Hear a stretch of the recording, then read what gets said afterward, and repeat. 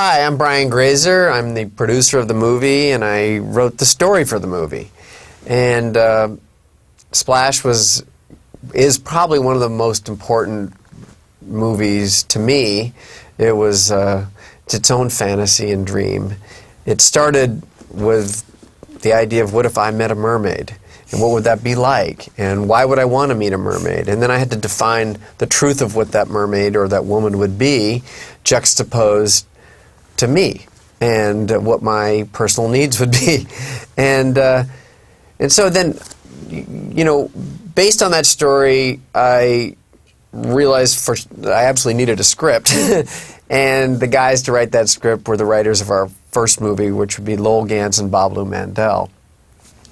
But it is a movie that it's a movie that took 7 years to actually get made, and it was a really bumpy, hard time to get there. And Ron and I went into the trenches essentially to get it done. And I'm Ron Howard. I directed this movie. It was the second time that I directed a movie which Brian produced, and I really think this is where our partnership began. It didn't get formalized until a few years later when Imagine Films was born. But I think there was something about just the degree of difficulty, the challenge of getting this movie made to begin with, and then the excitement of the way audiences responded to the movie and the way and the level of its success that really launched us as partners. It was gratifying because it came at a point in my life where I think that I directed a few films and I had confidence as a director, and yet, you know, I was still a pretty young guy. I'm probably 27 years old at the time, and the romance in this movie, in Splash, is something that I wasn't above. I wasn't cynical about. I felt it to my very core, and I really always saw it as a love story that had a chance to be very, very funny. Hi, I'm Babaloo Mandel, and I met Mr. Howard when we were working on Happy Days. And one special moment of Splash, my oldest son, who now is 23, we were in Ralph's supermarket, and there was a People magazine at checkout with Daryl Hannah on a hook. It said Splash, and he said, "Look, Daddy, your movie," and gave me a hug, and I said, I made the right choice. That was a great moment for me. Hi, I'm Lowell Ganz. I'm one of the writers of Splash, and Splash is a movie from myself and my partner Babaloo that changed our lives and spoiled us in a lot of ways, because we'd all done one movie before and we loved it, right, Night Shift, and I think we still do. But to strain the metaphor of romance and first love, that may have been our first love, but it didn't love us back. Right. Like this one. This was the first girl that we loved who loved us back. Absolutely. You know, who, you know, and no so question. it's, you know, that kind of takes up it's a special place. Yeah, it meant a lot to all of yeah. us, the four of us. So, welcome. If you haven't seen the movie before, sit back, relax, enjoy the show. If you have, see it again.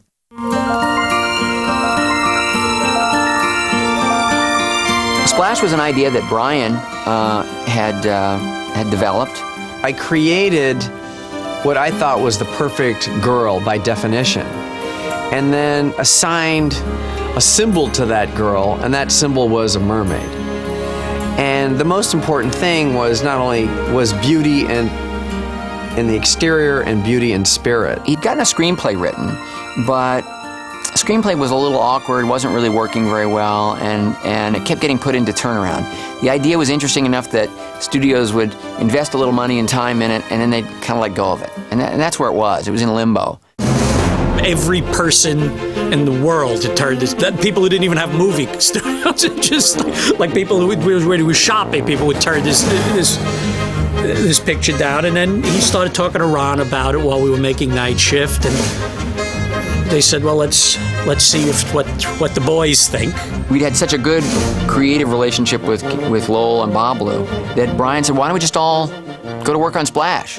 And you know, the screenplay really clicked. It was redeveloped at the same company where we had done Night Shift, the Ladd Company, for Warner Brothers.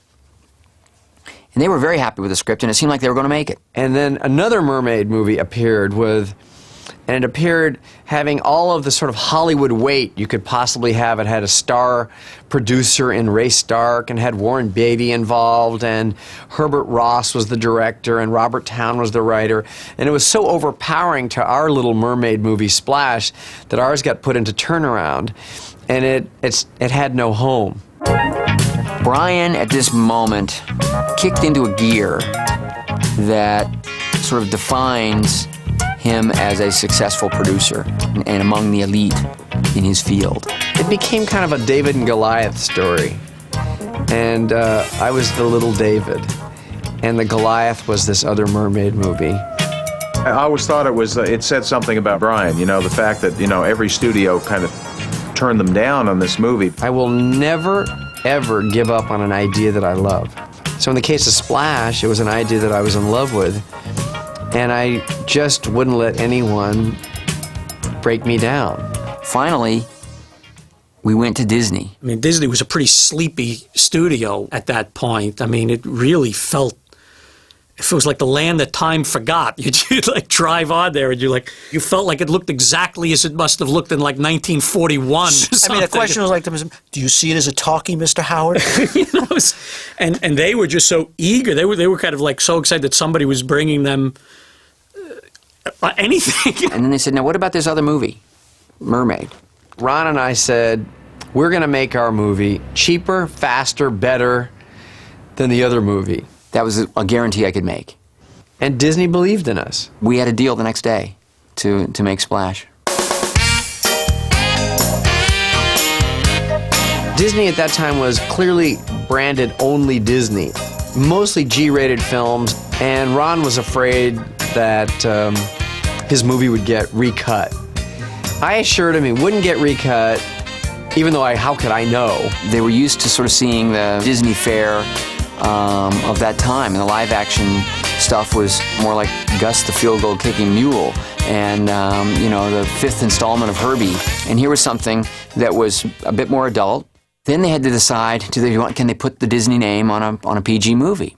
Michael Eisner had then taken over Disney and was excited by Splash. They came up with the notion of actually starting another label. They had to create Touchstone Pictures in order to release the film because they didn't want the Disney name to be associated with something, you know, as scandalous as, you know, My Naked Bottom. Ron Miller was running the studio, then he had a career as like a USC football player. My joke was that Ron Miller wanted it to be called Touchdown Pictures, but he was misunderstood, and so it came as Touchdown. I thought it was neat that whatever the movie was going to do was going to be the very first film underneath this new kind of banner, which has since gone off to be, you know, incredibly successful and profitable. I love that it launched Touchstone. And in fact, Michael will still say to me, your movie was the first movie that launched Touchstone. Make another movie for us.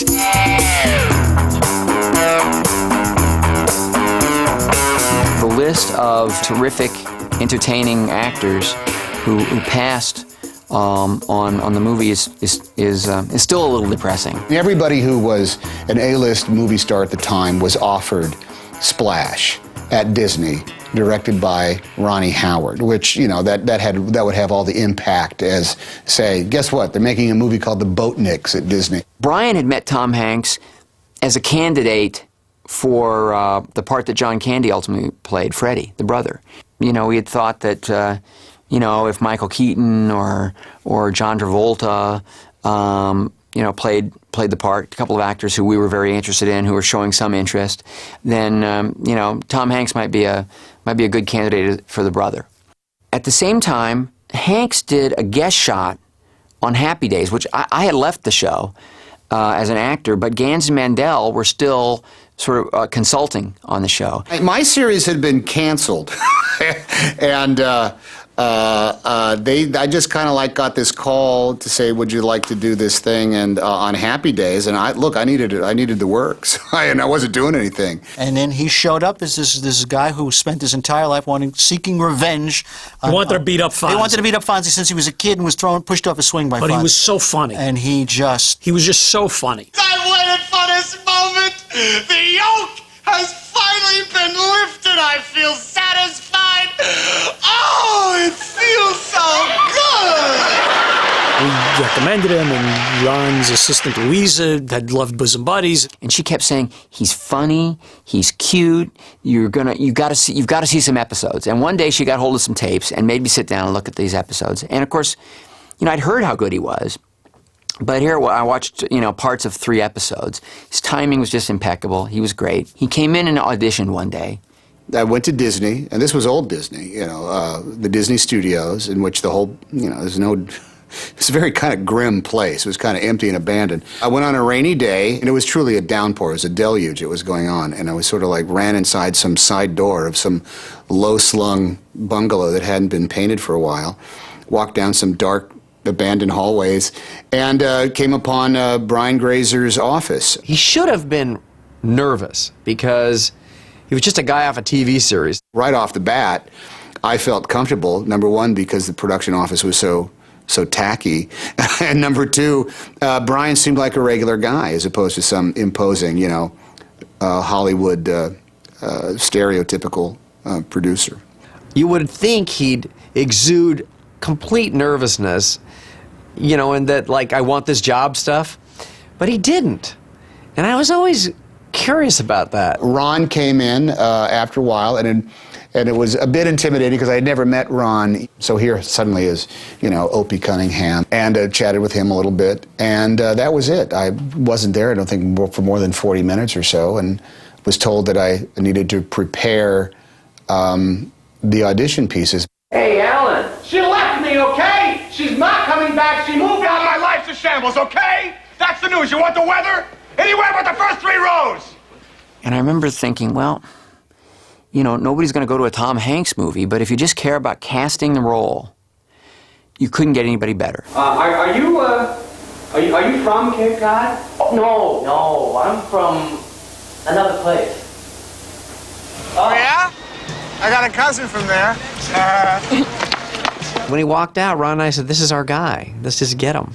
I'm glad everybody said no. So they got me with all the enthusiasm in the world. Once we'd cast Tom Hanks, who wasn't a named comedian, it became very important, especially to Brian, to have a big comedy name in the movie. I kept saying, well, John Candy, I love him, he's talented, but they don't look anything like brothers. And Brian kept saying, forget, don't worry. What matters is, you know, if he's funny, that's all I care about. He was so right. There goes! Yeah! Tom Hanks was elated when he found out he was going to be acting with John Candy and then Eugene Levy. I had been watching John in the way that fanatics watch TV shows for about 2.5 years on Second City. I think Ron Howard's a rough man to work for. I can't stand him. His family. I think Tom Hanks, with all his problems, couldn't act his way out of a paper bag. Daryl Hannah, one of the few people I enjoyed on that entire film, and they wouldn't let me work with her. This movie would not have worked had it not been for Daryl. I mean, Daryl's ethereal quality. I mean, she's a woman of mystery, absolutely. I had been sort of obsessed with the Hans Christian Andersen fairy tale Little Mermaid ever since I was a kid, and fantasized about being one myself since I was little, tied my feet together in the pool and practiced swimming like that from a very early age. Daryl I'd seen in Blade Runner, and I loved how she looked. I thought there was an iconography in her presence. I didn't want the mermaid, Madison, to be an object. I really wanted her to be a noble character, powerful in her own right, and really worthy of deep love. And this is what Brian, you know, always had in mind as well, just as long as the girl was hot, too, which, you know, was certainly no problem in casting Daryl Hannah. I just fell in love with her lips and her eyes, and I thought she had to be the mermaid. And I got amazing resistance. It was unrelenting, actually. They said, no, you can't hire her. So we did a screen test. Why didn't you speak to me before this? I didn't know English. And now you do? Yeah, I learned this afternoon from television. It's wonderful. Now I can ask you questions. And if you answer them correctly, you can win one of these valuable prizes. An attractive wall clock, a matching washer and dryer set, or a brand new car. Whoa. Let And I me said, go first. she's okay? perfect for the mermaid, because the mermaid had to have a simplicity. and she also had to have a quality that forced your eyes to her. Ultimately, you know, they just said no, and the studio boss at the time had to go to Switzerland, I believe. And so once he took off on an airplane, I just pulled the trigger and hired her.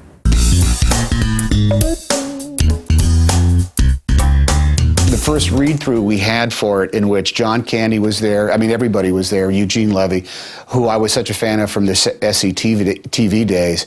I just remember John and I drove up to the first read-through together.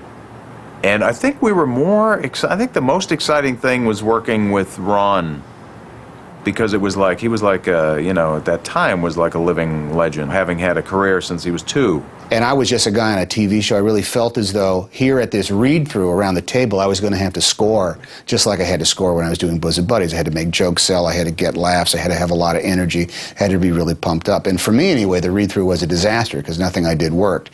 And then it sort of like developed a flop sweat and tried to push it even harder. And I actually, I mean, as I thought often in the course of making the movie, I thought, okay, well that's it, I've just blown the job, I'm going to get fired. I remember we left and we just said, boy, this is going to be great, you know? He seems like a, you know, this Tom Hanks guy seems like a regular guy, and he's kind of funny. Yeah, he's kind of funny. Yeah, I think it's going to be good. Yeah, I think it's going to be good too. But Ron, literally, that day, I mean, literally, he took me aside and he said, listen, I know what you're doing. I know that you're pushing really hard. I know you think that there's some way you can score with laughs or moments in this thing, and you're not going to be able to do it. John Candy is here. Eugene Levy, they're going to get a lot of good laughs. What you have to do is love the girl. You have to love the girl. And if we don't believe that you love the girl, then we don't have a movie. So, okay, I'm thinking, okay, here's my first official day working on this film, and I've already been chastised by the director for not doing a good job. He was such a sweetheart, and I remember when we were filming too, he would always, like almost on a daily basis, make derogatory comments about himself and how he would never work again. The set was just fun. I mean, Hanks is a great guy to hang around with, and John Candy and Eugene Levy, hilarious. We were about to shoot the scene where John comes in and we're trying to steal the mermaid. John had to fly in from Canada. It was right after a very tragic air disaster occurred for Air Canada. So he had to fly on Air Canada in that morning, go right from the airport to the set and shoot the film. Now, John didn't like to fly anyway, so let's just say he had a few cocktails on the plane. So John came to work that morning, you know, just kind of smashed. Good afternoon, Dr. Kornbluth. He had to immediately, when he got there, work with his Swedish dialect coach to learn the Swedish for the scene.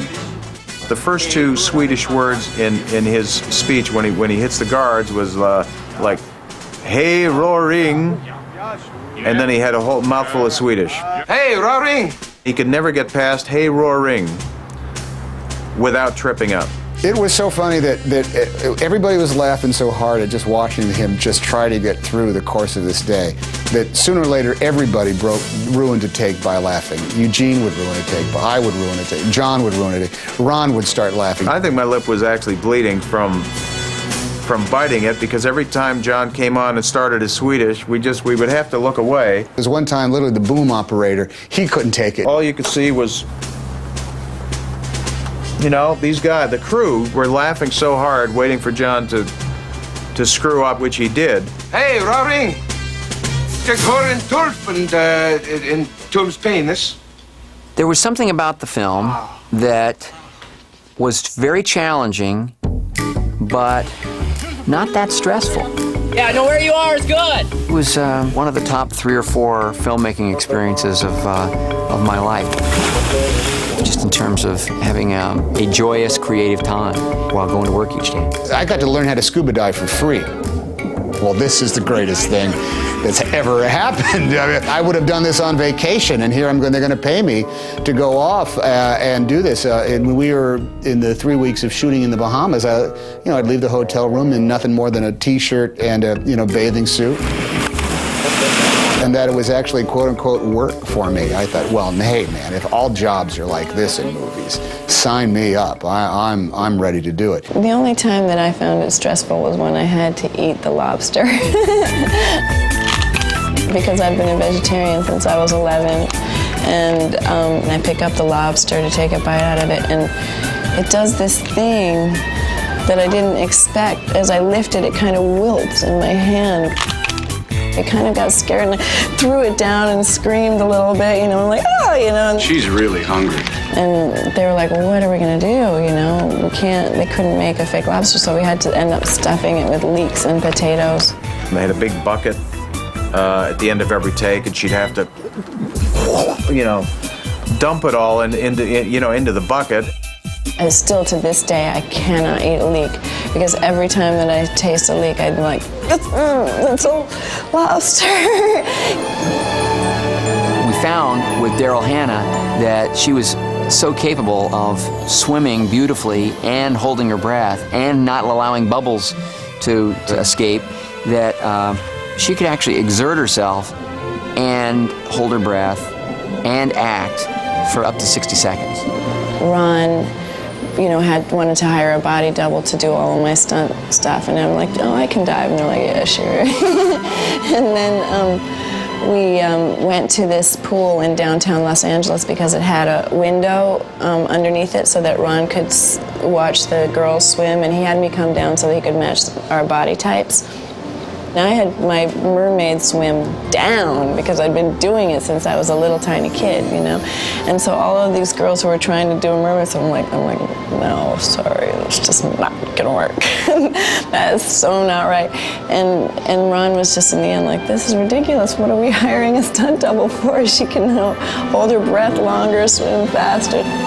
We developed these hand signals, you know, one more time, hold. And this is the camera, and this is, you know, what you're supposed to do. So if the camera's here and you want to swim up to it and then go over it or go under it, and sometimes they use a little grease pencil on a board, but usually the sign language works. You know, if he goes, you watch me, and that means that he'll show you what he wants you to do. And then of course there's the actual universal sign language, which is give me my air. For me, it wasn't so bad because at least, you know, I could swim. I could drop the iron weights out of my pants and swim somewhere.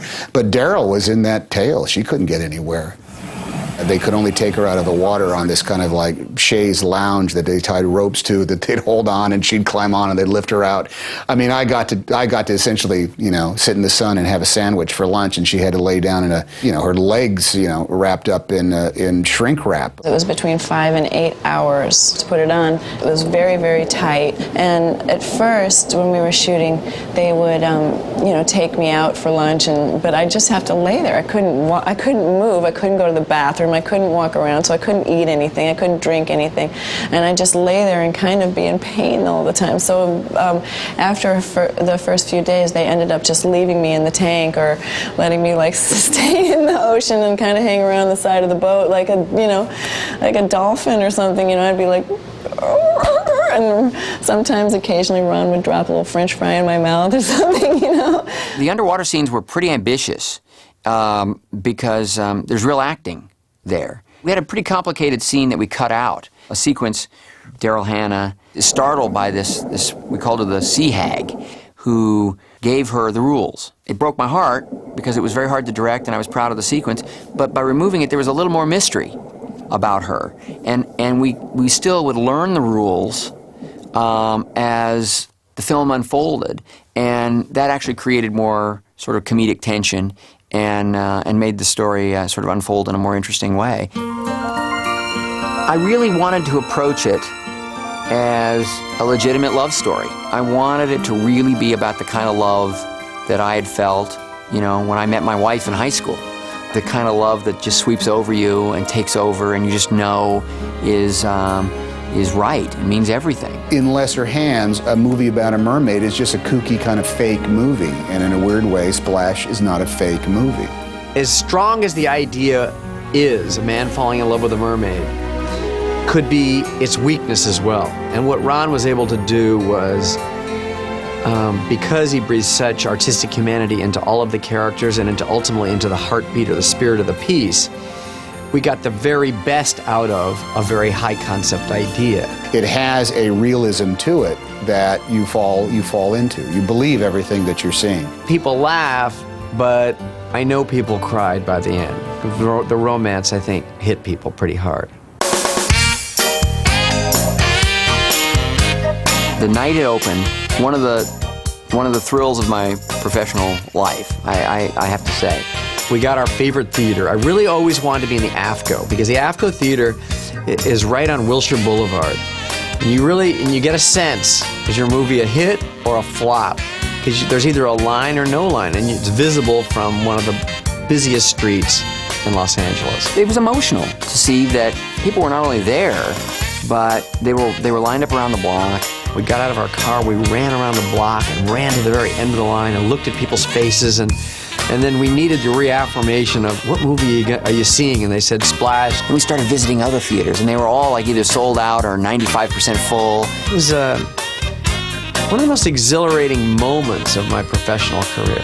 It's kind of to be as corny as possible, it's kind of a dream come true. You know, you're writing all those years, and suddenly it's your movie. That's the thing.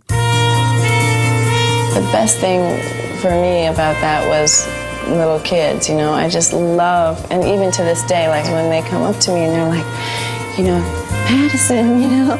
And plus, I've also met, I think, like literally hundreds of kids named Madison. They want to go swimming with me, or, you know, I just love that. I just think that it's so nice. The odds are always against you making a good movie. And the odds are really against you about having a good time making a movie. Like a great vacation you had, you'd like to pull out the pictures every now and again and remember how pleasant it was, and remember how young everybody was, and how the goodness of the experience is still alive somehow. Film is forever.